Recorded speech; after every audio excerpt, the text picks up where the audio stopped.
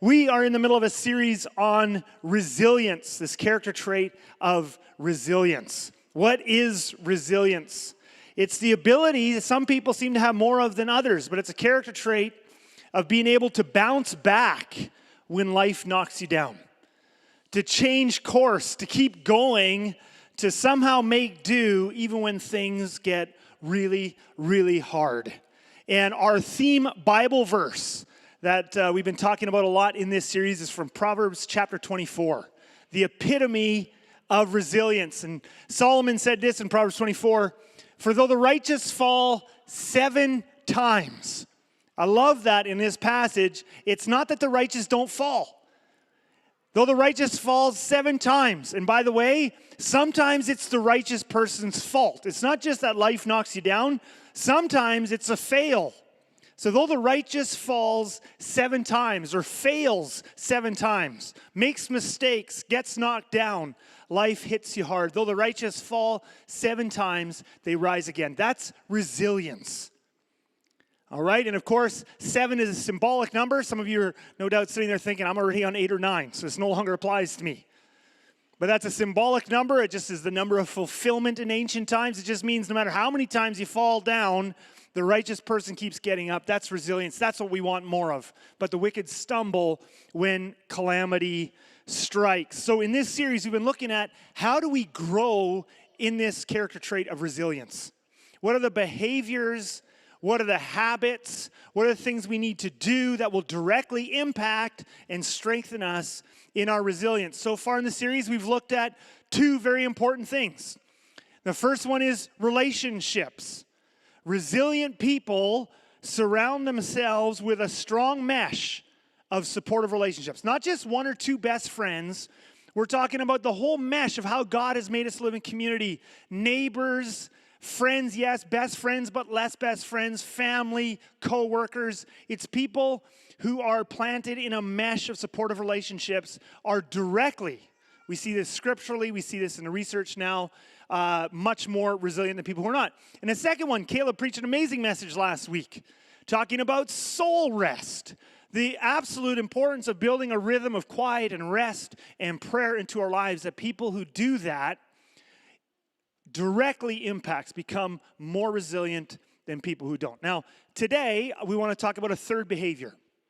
We want to talk about a third thing that directly, and in this case, immediately. These 2 things have a huge impact on resilience. Sometimes it takes a while, though, to get going. It's not like instantly you have some relationships, instantly I'm more resilient. It takes time. You build these relationships over time. You live that kind of a life.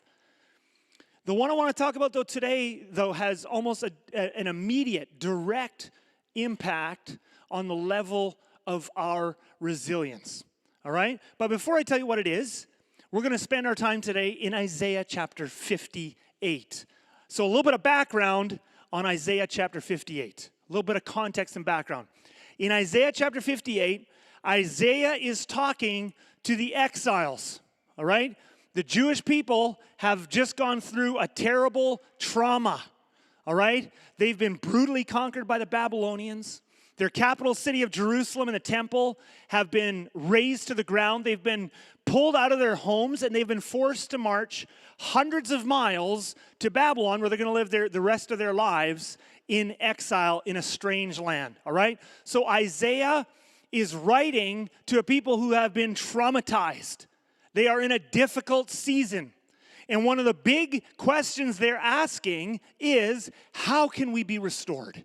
How can we be restored? And Isaiah has lots to say about that subject. Chapter after chapter after chapter. Chapters 56 through 59 in specific are speaking specifically to this question of how can we be restored as God's people? How can we be restored as a nation? How do we not just curl up into ourselves and give up and die? So we don't have time to look at all the different things Isaiah is going to say. Today we're going to focus in on only one thing within this chapter, Isaiah chapter 58. But how do we recover? The question of resilience, how do we bounce back? And we'll start in verse 10 of chapter 58. Isaiah says, "If you spend yourselves in behalf of the hungry and satisfy the needs of the oppressed, then." Now, first of all, let's just remind ourselves. Often when we as Christians read Isaiah chapter 58, I think we imagine our heads, because of the way Isaiah is talking, we imagine that Isaiah is talking to a bunch of fat cats, that they've got it easy. And from that place of just having it easy, they're doing all these terrible things. I want you to remember that Isaiah is talking to people who have been traumatized and who are in exile. And you say, well, what in the world? Why would he be telling people who are themselves the hungry, who are themselves the oppressed? Why would he tell them to feed the hungry? Why would he tell them to set free the oppressed? They are the oppressed. They are the hungry. So that's the first thing you have to keep in mind as we're reading through Isaiah 58. He is talking to people who themselves need help. Now, when you get that in your mind, then the next question is, well, then why on earth is Isaiah talking like this to them? If these people are the ones who are oppressed, if these are the people who are themselves living in exile in a strange land, shouldn't Isaiah have a different message? Like, maybe you need to be helped first, then you can start to help others. Or another one would just be, like, what do you tell people who have themselves been through something recently? You don't rebuke them and tell them to help others, do you? One of the messages we might tell them is like, you just need to pray. Just pray. You've gone through something terrible. Just pray and pray and pray and pray and pray until God fixes your situation. Now, interestingly enough, that is one of the messages that these Jews in exiles had been giving to each other. They had been telling each other, we're in trouble, so what's the answer to that? We got to pray. And first of all, the answer to that is, yes, we do need to pray. Caleb had a great message about that last week. Prayer is a big part of resilience. Absolutely, 100%. But in this chapter, we're going to go back to verse 1 now and start at the beginning. We're going to see that Isaiah is actually upset at them because they think the only answer to their problems is prayer. Let's look at starting in verse 1. Isaiah says to these people in exile who have been shattered, who have been traumatized, who have been marched hundreds of miles into a strange land, declare to my people their rebellion and to the descendants of Jacob their sins. So what are their sins? He goes on in verse 2, for day after day they seek me out. Wait a minute. That's not a bad thing. Seeking God isn't a sin. Prayer isn't a sin. Why would he start? What? For day after day, they seek me out. These are people who are praying. They're having their devotions every day. Look at this. They ask me, that's prayer, for just decisions and seem eager for God to come near to them. So these people are in exile. They've been shattered. They've been traumatized. And they are praying like crazy. But it's not working. Nothing's happening. Look at this, they say. Why have we fasted, they say. It's not that they haven't turned to God, and you have not seen it. Why have we humbled ourselves, and you have not noticed? So why is it not working? Why is this common advice, not just for modern Christians, but in ancient times as well, this modern advice of just pray, just pray. If you just pray, everything will turn around. Why is it not turning around? Well, we keep reading. Verse 4, yet on the day of your fasting, you do as you please. So that's the first problem. They're praying, but they're not changing their behavior. They're praying, but they're not doing anything different. They're seeking God's face, but they're not changing the way they live. Look at this. And you exploit all your workers. Your fasting ends in quarreling and strife and in striking each other with wicked fists. Now, fortunately, here in Steinbach, where we are all pacifists, none of this, we don't do any of this. And just in case you're a non-Mennonite and you're a visitor here, I'm just joking, okay? You can pray and pray and pray. Yeah, you pray, you seek God, you fast, you spend time with Him every day, you have your devotions, but it hasn't changed the way you live. Therefore, it doesn't work. See, here's the thing. Here's a big thing. Isaiah 58. Prayer is not magic. Prayer is not magic. Actions and choices have consequences. And this is where so many people go wrong. Is prayer wonderful? Yes. Is prayer powerful? Yes. But is prayer magic? No. Actions and choices have consequences. You know, I'm going to use an example just because it's very common in Canada. I know it's not common here today. You guys have it together, so I just want to use one that's not going to offend you, right? But let's talk about finances. So one of the common problems that many people in Canada have nowadays is they spend more than they make. And sometimes when that happens to Christians, what they do is they see this gap. I make this much, I spend this much. I'm going to make up the gap because I'm stressed out all the time by praying. Here's the problem with that thinking. Prayer is not magic, and prayer will not put $300 a month into your bank account if you're spending $300 more every month than you make. Did you know that? You say, well, then what is prayer for? If it's not to make up for all my shortcomings. I'll tell you what prayer is for. If prayer is not magic, then what is it? Certainly it's a place, as Caleb talked last week, it's where we connect with God in the quiet and we're recharged. There's another thing prayer is, and that is prayer is where we confront our reality, first part, then ask for strength and grace to change our behavior in accordance with that reality. That's what prayer is. Prayer is not magic. Prayer is not I can live however I want and then fill in the gaps with prayer. So if we go back to the finances, for just a second. So, someone is making this much, they're spending this much. Now you go to prayer and you're like, Lord, I don't know how I'm going to pay for the house.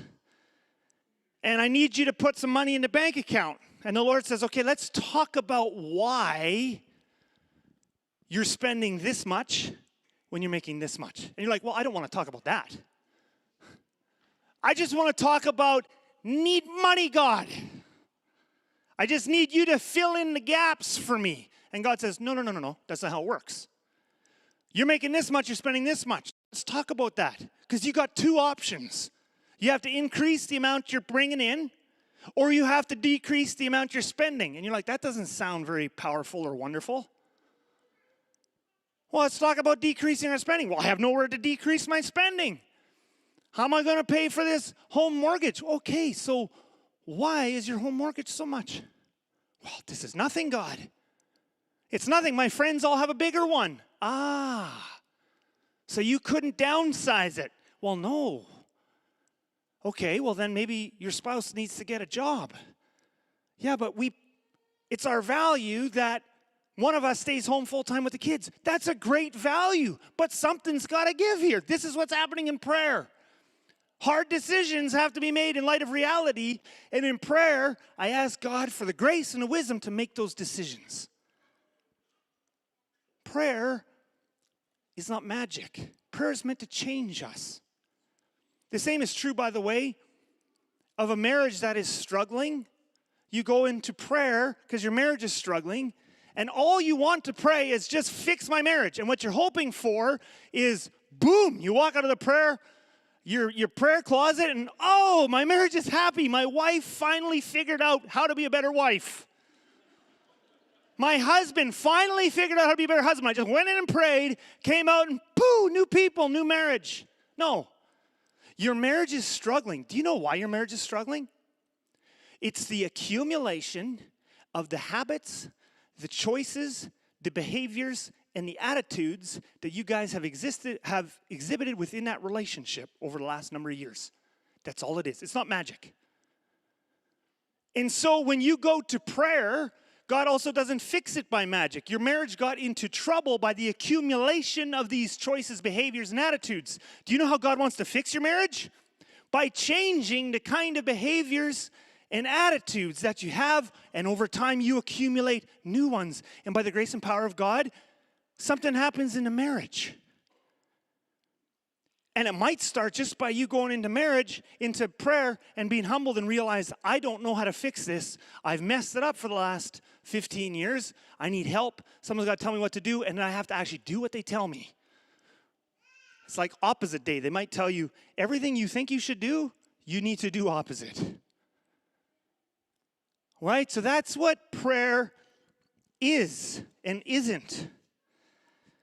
So now we go back to Isaiah chapter 58. Isaiah is going to focus in on some very specific behaviors that directly tie in to resilience.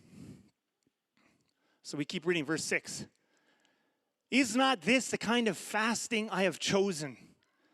To loose the chains of injustice and untie the cords of the yoke.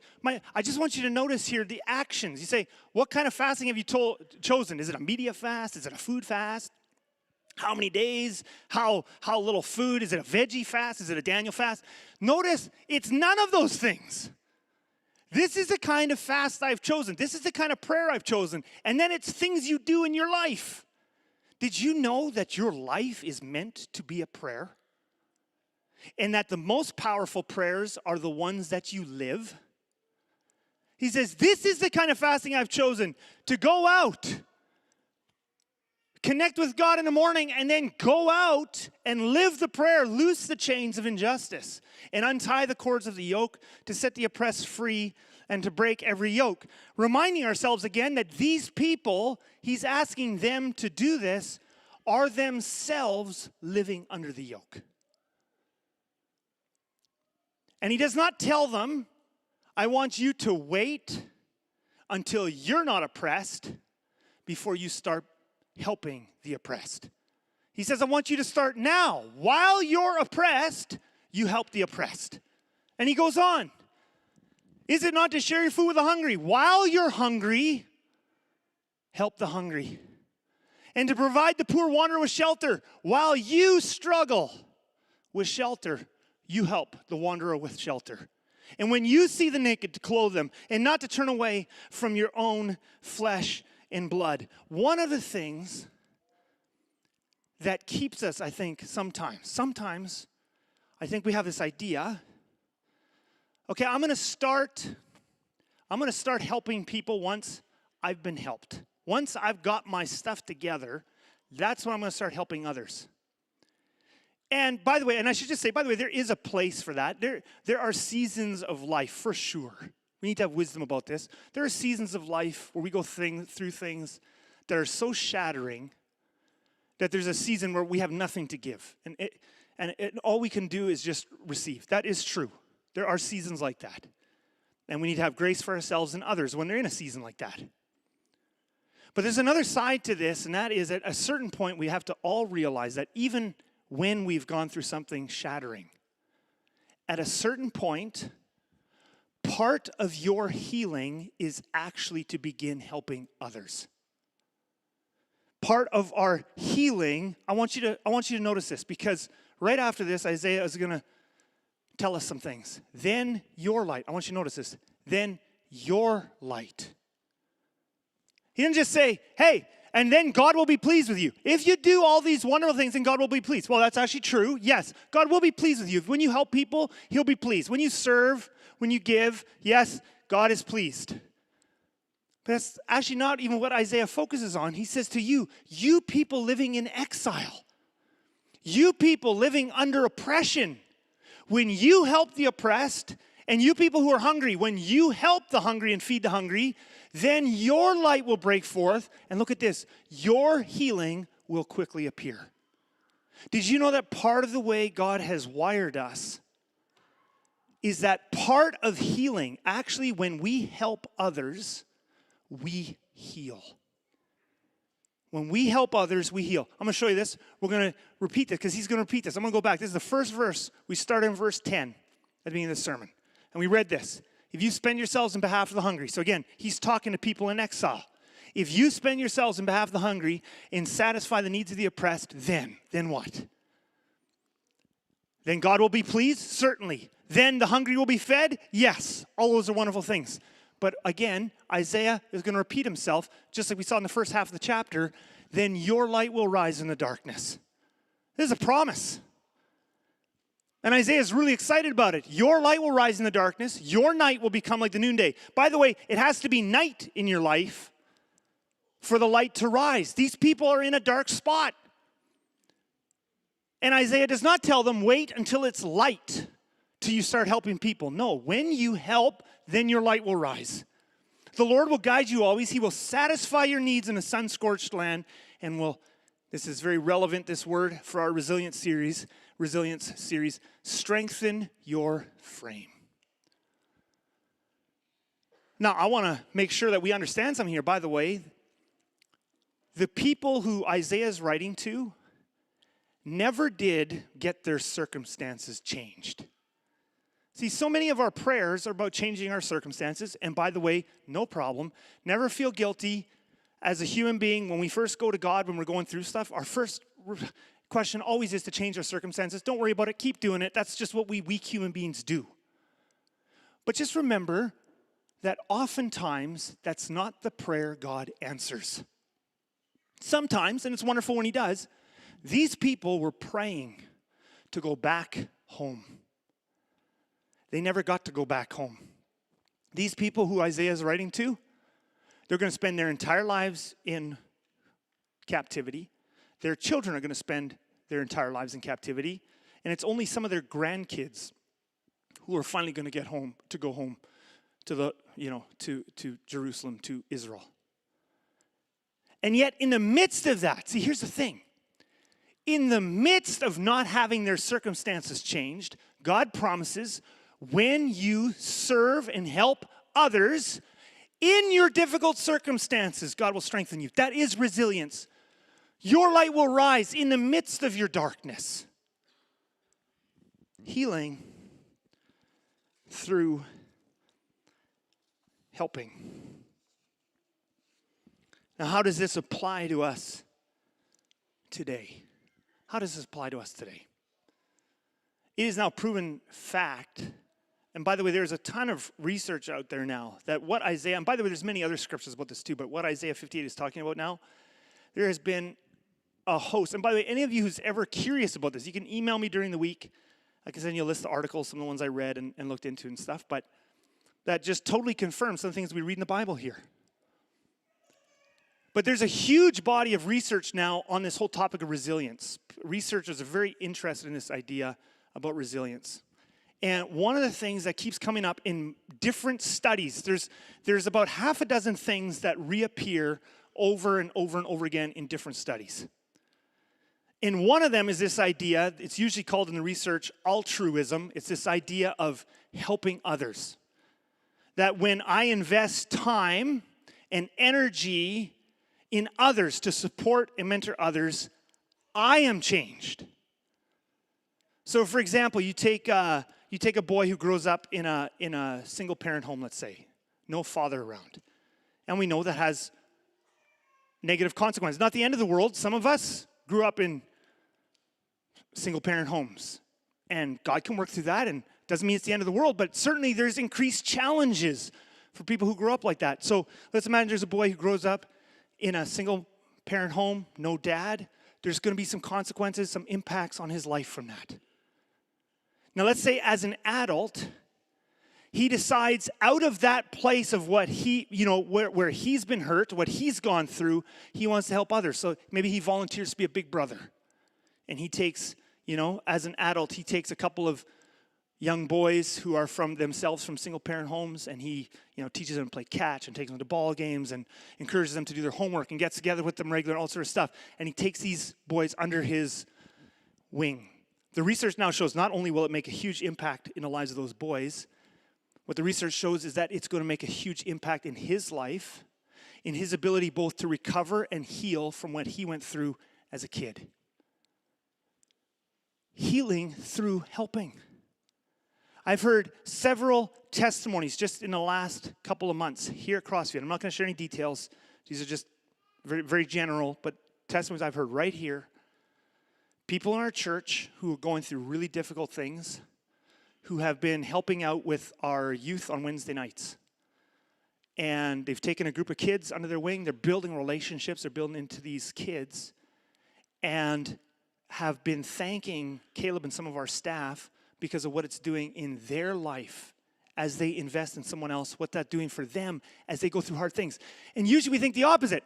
Don't help anyone until you get through what you're going through. Actually, sometimes it's when you're in the midst of something hard, that's when you need to be helping someone else. Because this is how God has wired us. He is the helping God. He was up in heaven in all his power and glory, put on a human body and came and lived among us, and then said, and I came to serve, not to be served. It's how we're wired. We're actually wired to grow and heal and strengthen as we give. Sometimes that includes giving out of our pain. A person who has been through a divorce, now you turn around, you walk with people who are themselves going through divorce, can be huge. Person who has gone through a cancer journey or lost a loved one to cancer, now you volunteer in a cancer ward, or you're there for families who are going through that journey to hold hands, to visit, to spend time, to talk, to give support. It can be huge. Not only does it make a massive difference in their life, it makes a massive difference in your life. It makes you stronger. So the big question we need to ask ourselves here today, no longer this morning, just freshly into noon. Who are you helping? Who are you supporting? Who are you investing in? Yeah, I'm going to finish with a story. And any of you who's probably, 28, 29, 30 or older, you will immediately remember this story, this moment, this time. So it's about 22 and a half years ago. 19 men got on 4 different commercial flights on the East Coast of the United States. And some of you already know where I'm going with this. They got on these flights. The goal was to hijack these planes, and it was to fly them into famous buildings, to strike terror into the United States. One plane flew itself, crashed into the Pentagon, killed everybody on board, killed a bunch of people in the Pentagon. Horrifying. Second plane, the passengers actually fought back against the hijackers and kept the plane from flying itself into another building. It ended up crashing in a field, though, killed everyone on board. Terrible tragedy. The two most famous planes, though, flew themselves into the Twin Towers in New York City.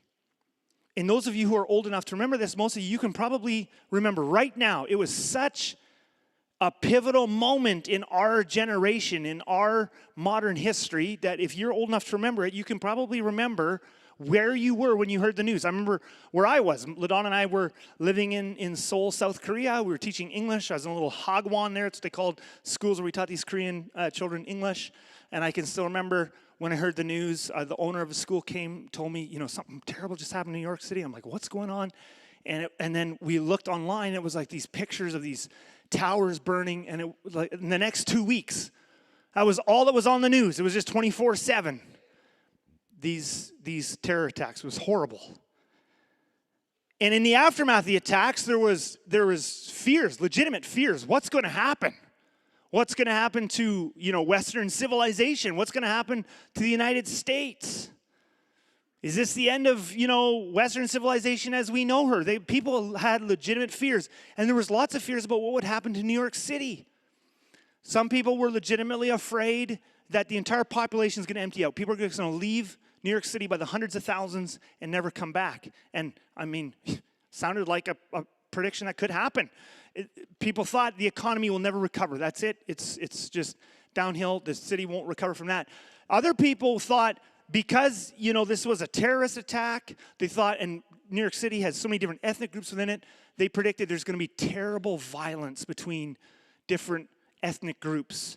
There's going to be chaos and crime and just bloodshed in the streets. Now, in the aftermath, and of course, the aftermath of the attacks were horrific, terrible, tragic loss. Almost 3,000 people died. Terrible, terrible, terrible.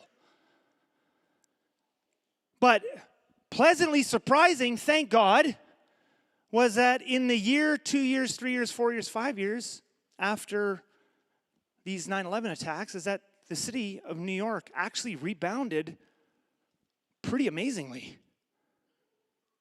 The population not only didn't decrease in Manhattan where the Twin Towers were, where the Twin Towers actually collapsed, actually the population grew by 25% in the next 3 years. The economy certainly suffered for a couple of years, but it came back. Within 3 or 4, it was back pretty much to what it was before. Instead of a massive spike of crime, actually in the initial months after 9/11, crime actually went down in New York City.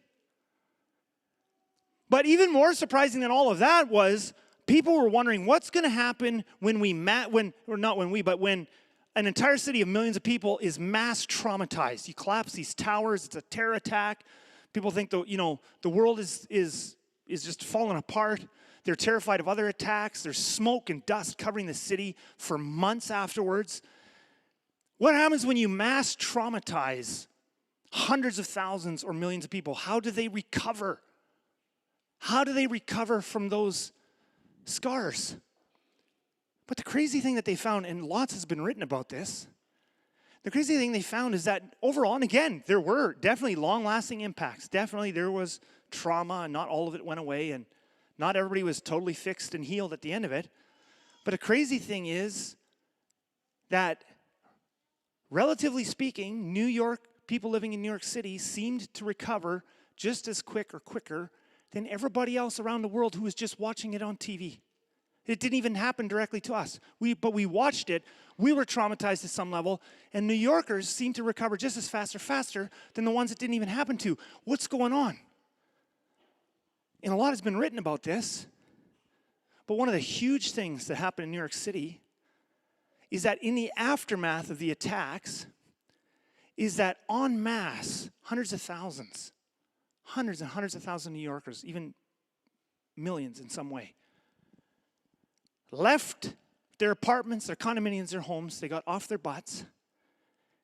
And there was like this spirit of unity just kind of took the city. And they decided to help each other. Literally tens upon tens of thousands of New Yorkers lined up, record numbers, to donate blood to help victims of the attacks. They were lined up for blocks. Like they were outside blood donor clinics and donor banks. They had banks. Just thousands and thousands of people waiting hours to give blood. Hundreds of thousands of people, many EMS workers, left their homes, went to ground zero, volunteered to clean up wreckage, look for survivors. Thousands of business people and professionals offered their services in the months after 9/11, offered their services for free, just to help people. We're going to give counseling for free. We're going to do your accounting for free. If you've been in any way impacted, we're going to help you. They offered their services for free, just to help each other. Neighborhoods across the city organized prayer vigils. And huge numbers of New Yorkers spent time together in the streets praying, remembering. People of different ethnic backgrounds, different beliefs, forgetting their differences together and helping each other. Acts of kindness literally broke out around the city. People helping each other with groceries, fixing things up. Tens of thousands of people offered their homes to people who had been displaced. Temporarily said, as long as you need, you can stay here. We'll feed you. You can stay here. Crazy thing is, and I mean, of course, it wasn't all perfect. Certainly, this is planet Earth. It wasn't all perfect. It wasn't actually heaven. But the crazy thing is, in the aftermath of everything, it almost felt to some people like a little piece of heaven had touched down. There was something beautiful in the midst of this hellish thing that had happened. Sometimes it makes me think, why does it take a tragedy for us to pull together like that? And since then, many people have written about this, how it was in large part a direct result.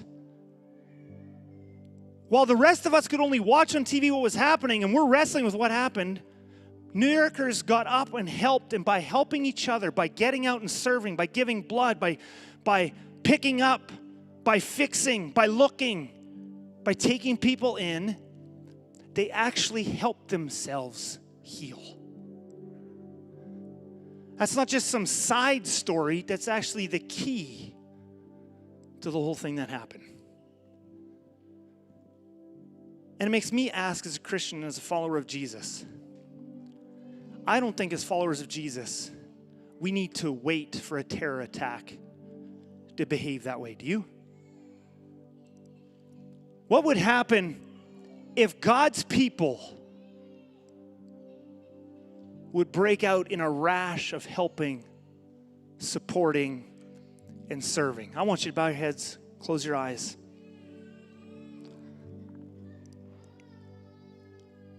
And let's just ask ourselves this question: who am I helping?